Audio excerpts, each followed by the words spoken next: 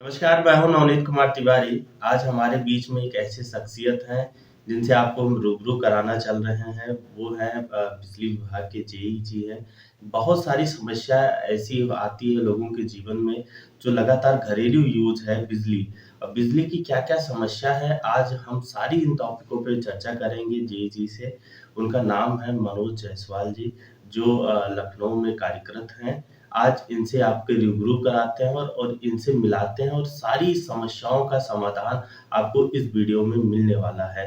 आपका बहुत-बहुत स्वागत है सर। मैं मनोज कुमार जायसवाल और अभियंता अमेठी लेसा लखनऊ पे कार्यरत हूँ और हम लोग जो है आपके जो भी न्यूज़ चैनल पे पब्लिक है उनको वो सारी जानकारियाँ आप जो हमसे लेना चाहते हैं ले सकते हैं। सर सबसे पहले तो यही है कि जब भी कोई घर बनवाने चलता है या किसी को बिजली की ज़रूरत होती है तो सबसे पहले यही सवाल आता है कि कनेक्शन कैसे लें? तो नए कनेक्शन के लिए क्या करें जनता की उसको आसानी से ईज़ी वे में उसको कनेक्शन मिल जाए, उसको बहुत ज़्यादा समस्याओं का सामना ना करना पड़े? देखिए बिजली विभाग जो है अब एक पोर्टल जिसका नाम है झटपट, ओके। आप गूगल पे जाएंगे झटपट डालेंगे तो आपको न्यू कनेक्शन फॉर्म आएगा और आप जो है उस झटपट पे जाके अपना रजिस्ट्रेशन कराएंगे। रजिस्ट्रेशन कराने के बाद प्रोसेसिंग फीस जितने किलोवाट की रहती है, 1 किलोवाट का है तो 59 रुपये और 1 किलोवाट से ज़्यादा का तो 118 रुपये का वो पैसा जमा होता है और आप आसानी से बिजली कनेक्शन ले सकते हैं। मतलब झटपट की वेबसाइट पे जाकर अपना ईज़ी वे में क अप्लाई करें और कनेक्शन पा जाएँ। कितने दिन प्रोसेसिंग लग जाता है इसमें? जब आप पैसा जमा कर देते हैं प्रोसेसिंग का, वो कनेक्शन कोई भी हो, घरेलू हो, कमर्शियल हो, इंडस्ट्रियल हो या टेम्परेरी हो, जो अभी आप बता रहे थे मकान बनाने जाते हैं, तो सबसे पहला काम होता है कनेक्शन लेना, क्योंकि बिजली के बिना तो आप कुछ भी नहीं कर सकते।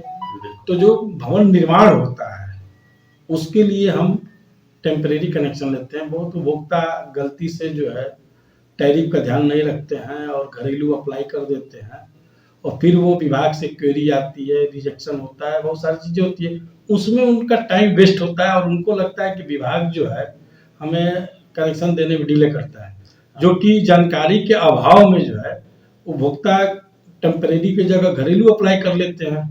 अगर वो भवन निर्माण कर रहे हैं टेम्परेरी अप्लाई करते हैं, अगर वो फिजिबिलिटी है तो नियर अबाउट 7 डे में आपको विद्युत कनेक्शन मिल जाएगा। मतलब 7 दिन के अंदर आपको बिजली कनेक्शन मिल जाएगा जो जी। नए उपभोक्ता होते हैं। जी, जी। अच्छा एक सवाल सबके मन में यही रहता है कि किस टाइम पे हम बिजली जमा करें जिससे उनका बिल कम आए? लोगों को बहुत समस्या है कि बिल जो है बहुत ज़्यादा आता है हमारा। अक्सर लोग सवाल लेके आपके सामने आते भी होंगे कि बिल बहुत ज़्यादा आ रहा है। बेसिकली हमारा जो एरिया है ग्रामीण और शहरी या यूँ कहें तो नया लखनऊ बन रहा है, तो उसमें शहरी लोग भी रहते हैं और ग्रामीण क्षेत्र के भी लोग रहते हैं। जानकारी के अभाव में लोगों के बिजली के बिल ज़्यादा आते हैं, मैं इसको स्वीकार कर रहा हूँ। जानकारी का अभाव मतलब जैसे कोई कृषि उपभोक्ता है, वो समरसेबुल लगवाए हैं और उसके मोटर में कैपेसिटर बैंक नहीं लगा है, कैपेसिटर नहीं लगा है, तो उसकी वजह से पावर फैक्टर जो है बहुत उनका निम्न रहता है और जिसकी वजह से उनका मोटर जहाँ 7.5 एचपी होना चाहिए तो वो 10 एचपी या 12 एचपी 15 एचपी दिखाता है, इसकी वजह से बिजली ज़्यादा आती है। दूसरा चीज़ वो लोड बैलेंसिंग, यदि आपने 2 किलोवाट का कनेक्शन लिए हैं और आप 5 किलोवाट या 3 किलोवाट या 4 किलोवाट यूज करते हैं तो आप पे पेनल्टी लगता है जिसकी वजह से ज़्यादा बिल आता है। तो ये कैसे पता चलेगा कि जैसे मेरा 2 किलोवाट का है और हम 4 किलोवाट यूज़ कर रहे हैं? तो जब आप मीटर में जाते हैं तो मैं एक बता दूंगा कैसे मीटर, एक वीडियो बना लेंगे उस पर मीटर कैसे देखते हैं। तो उस मीटर में ही जो है रीडिंग के बाद, रीडिंग जब हम लेते हैं तो KW आता है ठीक है। और जब हम MD देखते हैं तो KWH आता है। तो उसको जो है हम मीटर के द्वारा ही देख सकते हैं कि हमारे परिसर पे कितना लोड है। अच्छा सर, अक्सर जो है जब हम लोग बिल जमा करके आते हैं, तो उसमें एक सर्विस चार्ज भी जोड़ा जाता है। हुँ, और वो अक्सर हमेशा हर महीने होता है जी। Service charge. तो ये क्या वन टाइम नहीं हो सकता? ये हमेशा क्यों सर्विस चार्ज या एक्स्ट्रा जो चार्जेस लगते हैं मीटर्स के? मीटर के वो तो हमारा जब जनरेशन बनता है, कोई भी जब हम बिजली देते हैं, तो कोई ऐसा प्रोडक्ट तो है नहीं कि गेहूँ हो, धान हो, हमने एक बार खेती किया और स्टोर कर लिया और उसके बाद उसको बेचते रहे। बिजली एक ऐसी चीज़ है जो डेली बनती है, पर टाइम कंटिन्यू बन रही है और आपके घर में जो एक एलईडी भी हमारे रूम में जल रहा है, तो हमारे ग्रिड सिस्टम से कनेक्ट है। और एक तरफ बिजली बन रही है जनरेशन में और एक तरफ ट्रांसमिशन के द्वारा ट्रांसमिट हो रही है, डिस्ट्रीब्यूशन के द्वारा डिस्ट्रीब्यूट हो रही है और हम यूटिलाइज कर रहे हैं, तो एज ए कंज्यूमर उसको डायरेक्ट यूज कर रहे हैं। तो बिजली पे जो भी चार्जेस लगते हैं वो फ्यूचर प्लानिंग को लेकर उसमें बहुत सारे जीएसटी लगता है, इलेक्ट्रिसिटी चार्ज लगते हैं, वो तो एक अकाउंट सेक्शन का मैटर है।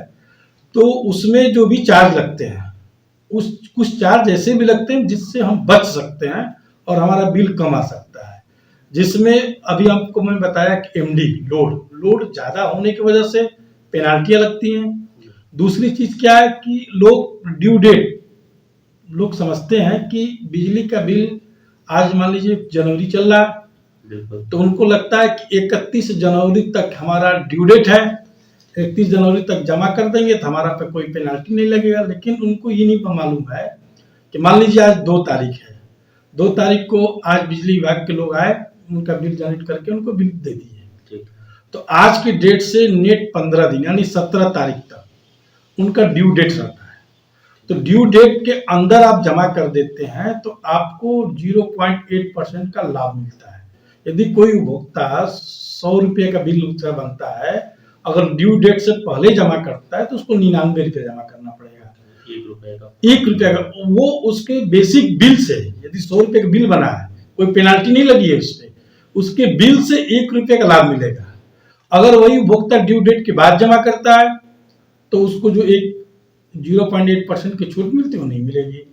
उसके बाद मान लीजिए कि वो उपभोक्ता जो है इस मंथ नहीं जमा किया, जनवरी का बिल फरवरी में जमा किया, तो उस पे 1.25% का ब्याज लग जाता है। यानी 100 रुपये का बिल है तो उसको 101 रुपये 25 पैसा देना पड़ेगा। 1 रुपए। अगर वो इसी तरह 3 महीने किया तो 3 महीने 1.25% लगता है। अगर वो चौथे महीने जमा करने गया तो 3 मंथ तक तो 1.25% हम लेते हैं इंटरेस्ट और चौथे मंथ से जो है 2% का उस पे चक्रवृद्धि ब्याज जोड़ते हुए ब्याज पे ब्याज लगता है। आप यही देखते हैं कभी-कभी अभी हमारे यहाँ इसमें एक चीज़ और है, जैसे कोई कुछ लोग होते हैं 3-4 महीने बाद जाते हैं बिल जमा करने शहरी क्षेत्र तो मैं वही बता रहा हूँ, तो वही ये जो 3-4 महीने बाद अगर कोई बिल जमा करने जा रहा है तो उस पे ये ब्याज लगेगा 1.25%। नहीं, हाँ, 3 महीने तक। 3 महीने तक। यदि हम आज से बकाया रखते हैं, जनवरी का बकाया रख के, फरवरी का रख के, मार्च का रख लिए, तो ये तीनों मंथ जो है पूरे कंपाउंड अमाउंट पे 1.25% 3 मंथ लगेगा। चौथे मंथ से 2% का ब्याज लगने लगता है। उसी तरीके अगर हम ड्यू डेट से पहले जमा करने लगे तो 2% का तो वो लाभ हुआ, प्लस 0.8% का वो लाभ हो गया, नियर अबाउट आपका 3% का लाभ होता है। तो और होता क्या है कि लोग बकाये पे बकाया रखते रहते हैं और जब इंटरेस्ट ज़्यादा लगने लगता है, मान लीजिए कोई उपभोक्ता 1 लाख का बकाया डाला है और उसका बिल आता है मान लीजिए 1000 रुपये का और उस पर 2% का इंटरेस्ट लग रहा है, तो उसका 1000 का बिल आया और 2% इंटरेस्ट लग गया, उसकी मंथली 3000 रुपये आने लगी और वो कहता है कि बिल हमारा ज़्यादा आ रहा है। बिल ज़्यादा इसलिए आता है कि बकाया रखता है। यदि वो समय से बिल जमा करते रहे तो हमें नहीं लग रहा है कि कोई दिक्कत है और वो टाइमली जमा करता रहेगा तो उसको पता भी चलता रहेगा कब हमारा बिल ज़्यादा आया कब कम आया, क्योंकि ज़्यादातर उपभोक्ता को पता ही नहीं चलता किस मंथ ज़्यादा आ गया। मैं मानता हूँ कि बिल गड़बड़ हो सकते हैं क्योंकि मैनुअली काम होते हैं, बहुत सारी दिक्कतें आती हैं, बहुत सारे उसके पॉइंट है खराब होने के, बिल कम भी आते हैं लोगों के। जैसे किसी मीटर रीडर ने रीडिंग से बिल नहीं बनाया तो 25 तारीख के बाद एनआर बिल जनरेट हो जाता है। एनआर बिल मतलब ये फिक्स चार्ज क्यों लेता है, तो उनका कम आता है। तो वो उनको वही जब रीडिंग स्टोर हो जाती है 3 महीने 4 महीने के बाद वो एक बार पड़ती है, अचानक बिल उनका जंप कर जाता है, तो उनको लगता है कि पिछले महीने तो हमारे 100 रुपये आए थे और इस महीने जो है हमारा 2000 का बिल आ गया। तो वो एक कंज्यूमर का भ्रम है, जबकि उसको हर मंथ एनालिसिस करें, हमें नहीं लग रहा है कि बहुत ज़्यादा बिल आते हैं। जो रेट है पावर कॉर्पोरेशन के, जो नियामक आयोग ने जो रेट तय किया है यूपीपीसीएल के लिए, उसी रेट से हम लोग बिल लेते हैं। हम उसमें 1% भी छेड़छाड़ नहीं कर सकते। जो नियामक आयोग का रेट शेड्यूल है, जो फिक्स चार्जेज है, इलेक्ट्रिसिटी चार्जेज है, वही हम लेते हैं। ज़्यादा कोई भी नहीं बिल पे चार्ज लगता है। अच्छा, इसमें एक और भी सोसाइटी में समाज में एक चीज़ रहती है कि जब से ये डिजिटल मीटर आया है और लोग ऐसा कहते हैं कि जो पुराना मीटर था उसमें कम जो है यूनिट आती थी, बट डिजिटल में ज़्यादा यूनिट आ रही है। तो इस पे आप क्या कहेंगे? अब हो सकता है कि उनका जो है वो डिजिटल मीटर है, तो उनको लगता होगा, या ऐसा हो सकता है कि जाड़े में वो एनालिसिस किया हो और डिजिटल मीटर गर्मी में लग गया हो, तो कंजप्शन उनके यहाँ ज़्यादा हो गया, तो लगता हो कि डिजिटल में ज़्यादा लग रहा है। लेकिन ऐसा कुछ नहीं है, उस पर भी नियामक आयोग के जो भी कंडीशन होते हैं, उन कंडीशन के आधार पे ही जो है ये स्मार्ट मीटर लग रहा है। अभी बीच में कुछ विवाद हुआ था, उस पर जाँच बैठ रही है, वो तो अपना पॉलिसी का मैटर है जो भी डिसीजन। लेकिन ऐसा नहीं है, विद्युत विभाग को ऐसा इसलिए मीटर नहीं लगाता है कि ज़्यादा बिल आए, क्योंकि हमारा तो हम पूरी कंट्रोलिंग नियामक आयोग से है, विद्युत उपभोक्ता परिषद है, जो लगातार इन सब चीज़ों की मॉनिटरिंग करते हैं। हमारे ऊर्जा मंत्री जी बहुत सेंसिटिव है, वो इस चीज़ को भी देखते हैं किसी भी उपभोक्ता का जो है उत्पीड़न किसी भी आर्थिक रूप से ना हो। ये थे हमारे जेई जी, जो आपको बिजली विभाग के बारे में बारीकियां बता रहे थे कि आप कैसे अपने बिल को बचा सकते हैं और सही टाइम पे आप बिल जमा करते रहिए। इस वीडियो में बस इतना ही रखते हैं।